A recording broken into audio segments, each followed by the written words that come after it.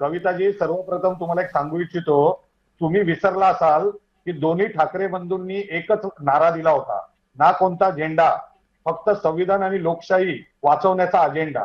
हे तुम्हाला तुम्ही दाखवलं का कधी?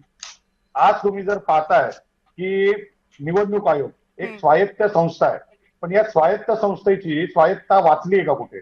निवडणूक आयोगामध्ये निवडणूक आयोगाचे जे मुख्य निवडणूक आयुक्त असतात, त्यांची जी निवड प्रक्रिया व्हायची, त्या निवड प्रक्रियेमध्ये यांनी बदल घडून आणला. त्यातून सरन्यायाधीश म्हणजे उच्च न्यायालयाचे जे सरन्यायाधीश असतात त्यांना वगळण्यात आलं.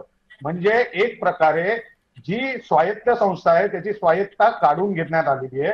आज जर तुम्ही पाहताय तर हीच स्वायत्त संस्था म्हणजे निवडणूक आयोग हे आजचे जे राजकारणी म्हणजे आजचे जे सत्तेत बसलेले लोक आहेत त्यांच्या घरी तुम्हाला घरगडी म्हणून काम करताना दिसत आहे.